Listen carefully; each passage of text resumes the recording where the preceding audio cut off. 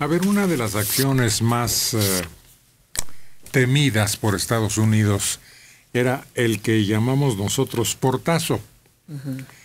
Y ahora la Secretaría de Gobernación en México, ante trabajadores y cónsules, la titular Olga Sánchez Cordero advirtió que México no permitirá un portazo de la nueva caravana inmigrante que llegará a mediados del mes al sur del país. Dice que tendrán que apegarse a las reglas, pero esto parece que estuviera teniendo una base con un arreglo internacional tratando de apoyar a los Estados Unidos. Si los inmigrantes de esa nueva y poderosa caravana que se acerca quieren intentar ese acto, ¿por qué México se interesa en impedirlo? Bueno, creo que ya tenemos experiencia suficiente sobre lo que sucede con estas caravanas, que finalmente pues, no logran entrar a Estados Unidos y unos cuantos regresan y la mayor parte se acaba quedando. Aquí hay que encontrarles acomodo, finalmente los absorbe la sociedad mexicana.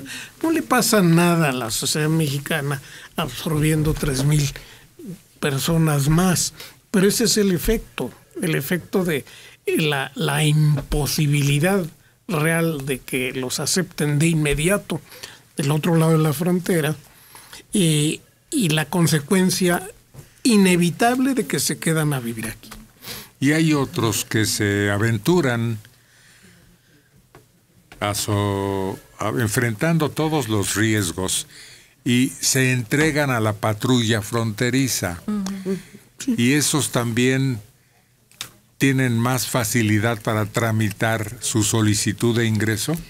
Para tramitarla, desde luego, pero para que se las acepten es lo que está muy difícil en este momento, ¿no? Bajo este régimen. Está muy, muy difícil. Hay una diferencia, es que si te entregas es que ya cruzaste la frontera, lo que quiere decir que ya cometiste un delito. Ya, no puedes acceder a ese beneficio. Por eso los que entran por las garitas es muy probable que obtengan el beneficio de la visa. Lo están obteniendo. De la gente que llegó en esta caravana, hay quien esté obteniendo la visa y están pudiendo entrar a Estados Unidos. No está negado. Yo veo aquí dos cosas malas. Primero, el lenguaje de la mera de la encargada, decir vamos a evitar el portazo. ¿Cómo dice portazo? Pero bueno. Y luego que somos bipolares. Vamos a Marruecos y firmamos acuerdos de libre tránsito de los migrantes y luego viene la secretaria de Gobernación y dice no, vamos a cerrar la frontera porque no queremos que se nos pase nadie. Entonces, ¿quién nos entiende? O vamos a permitir la entrada o vamos a cerrar la frontera. Lo que también es bueno, porque esa frontera del sur ni siquiera existe, más que teóricamente. Nunca ha existido físicamente, nunca ha habido una frontera. En los mapas, sí. Ahí solo sí, porque está el río, no, pero si todos, no en todos. No en todos.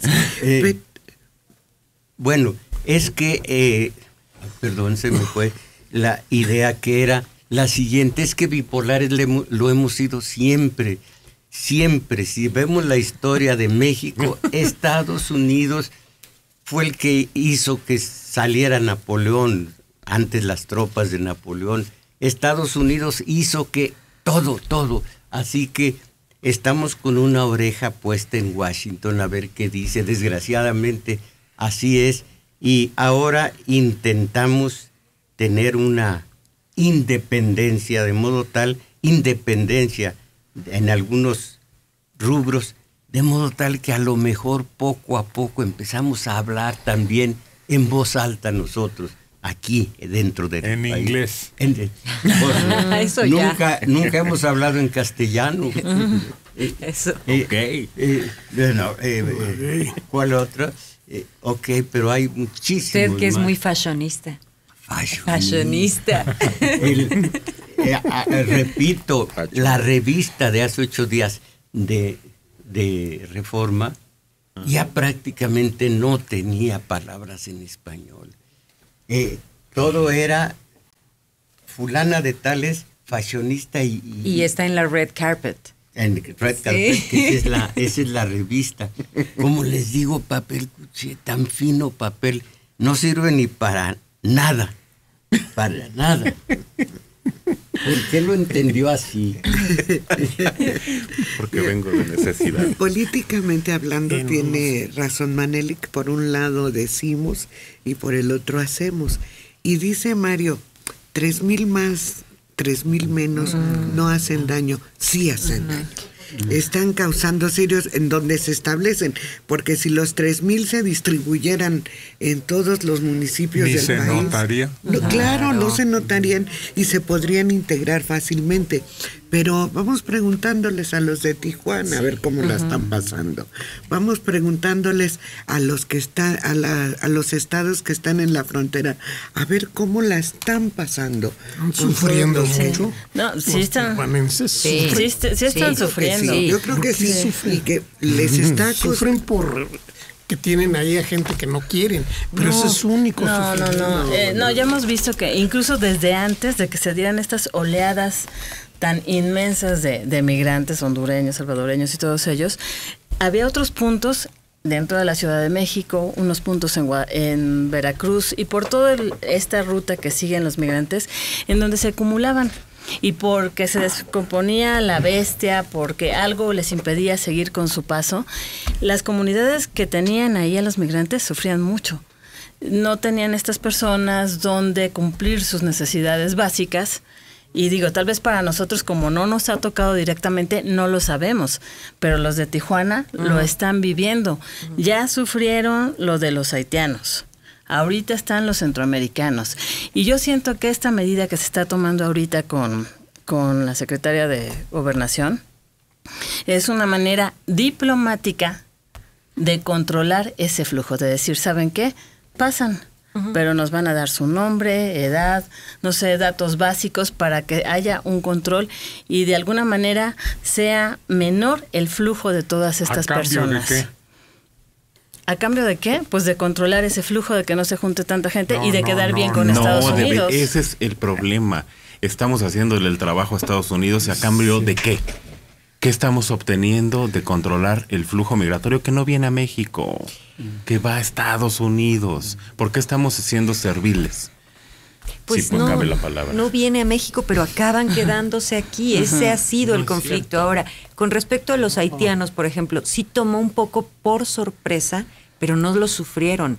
No fue gente que, como dice Mario, estaba ahí gente que no querían tener. No, llegaron en orden, con documentos, con cuestiones muy específicas y todo fluyó. No lo sufrieron. Solamente hubo un momento de organización, pero a estos sí los están sufriendo y los están sufriendo porque no es porque no los quieran tener ahí, porque les han impedido desde la vida cotidiana, el trabajo, el trayecto para el otro lado de unos para acá y de otros para allá. Y a los mismos vendedores ambulantes que están ahí en la línea les han afectado económicamente, han sido afectaciones constantes. Les han complicado totalmente La vida. Sí, porque muchos de ellos entran y salen legalmente porque tienen ocupaciones de aquel lado. Y cuando no supieron qué hacer antes con los haitianos a los que se están refiriendo, en unas laderas insalubres en todos sentidos, les permitieron asentarse así, ahí, y ahora ahí está la pequeña Haití. Tienen ellos la pequeña Haití. Y ya la absorbieron como absorbe el organismo un quiste, algo. Un quiste. Sí, así quedó. Pero los hondureños son muchísimos. ¿Dónde van a quedar?